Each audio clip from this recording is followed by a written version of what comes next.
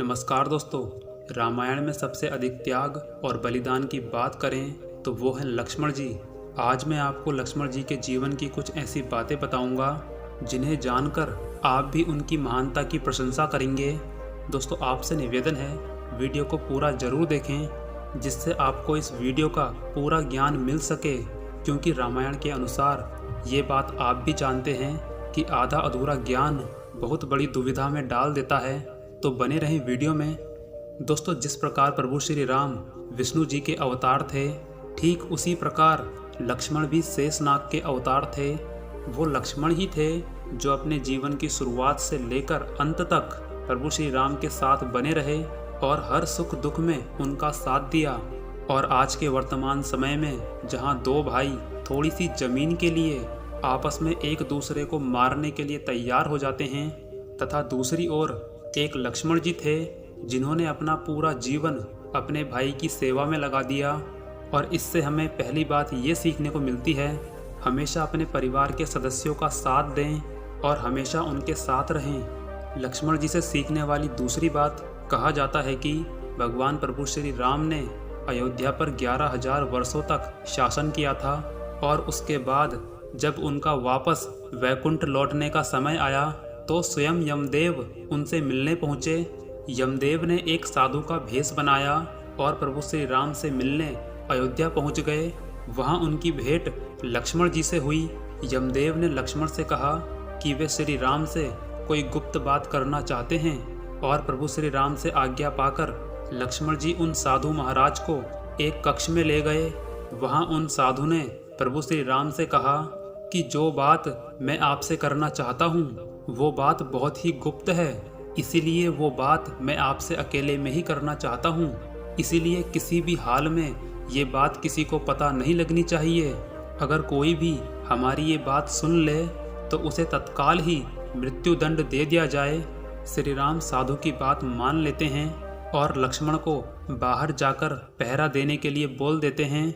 और लक्ष्मण के बाहर जाते ही यमदेव अपने असली स्वरूप में आ जाते हैं और कहते हैं कि हे प्रभु, आपका धरती पर समय पूरा हो चुका है, अब आपका वापस वैकुंठ लौटने का वक्त आ गया है, लेकिन उससे पहले आपके भ्राता लक्ष्मण को जाना होगा।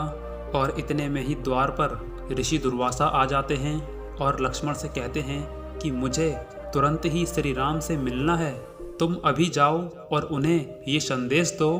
तभी लक्ष्मण उनसे कहते हैं कि हे ब्राह्मण देव, भैया तो अभी एक अति आवश्यक बात कर रहे हैं, आप थोड़ा प्रतीक्षा कीजिए, वो आते ही होंगे।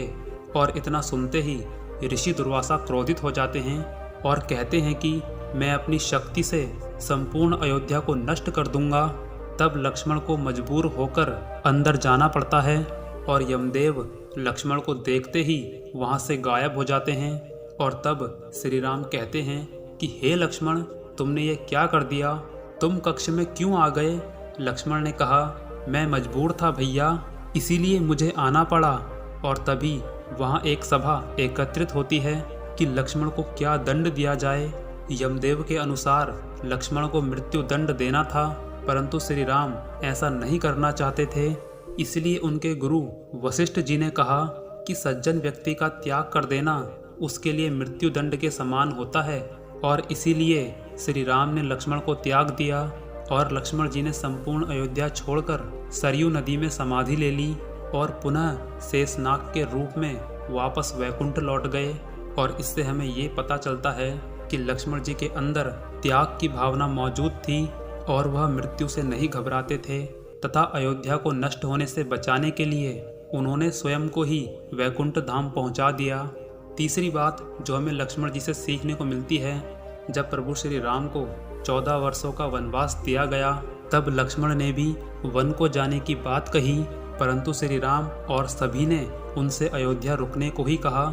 लेकिन लक्ष्मण जी नहीं माने और श्री राम के साथ वनवास जाने को तैयार हो गए और संपूर्ण राजपाट छोड़कर 14 वर्षों तक प्रभु श्री राम के साथ वन में रहे और हर सुख दुख में उनका साथ दिया।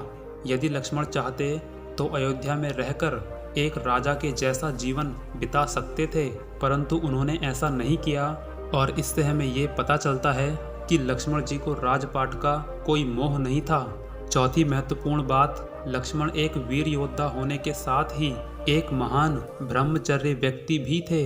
लक्ष्मण जब 14 वर्षों के वनवास पर थे तब ये कहा जाता है कि लक्ष्मण जी ने कभी माता सीता का चेहरा नहीं देखा। वे हमेशा उनके पैरों की ओर ही देखते थे तथा दूसरी ओर मेघनाथ को ये वरदान प्राप्त था कि उसे केवल वही व्यक्ति मार सकता है जो एक अखंड ब्रह्मचर्य हो, और लक्ष्मण जी में ये गुण मौजूद था, इसलिए उन्होंने मेघनाथ का वध किया था। लक्ष्मण के अलावा मेघनाथ को दूसरा कोई नहीं मार सकता था। दोस्तों, ये थी लक्ष्मण के जीवन से सीखने वाली कुछ महत्वपूर्ण बातें। आशा करता हूँ आपको ये प्रसंग जरूर पसंद आया होगा। आगे भी ऐसी ही वीडियो देखने के लिए सब्सक्राइब कीजिए हमारे चैनल को। धन्यवाद।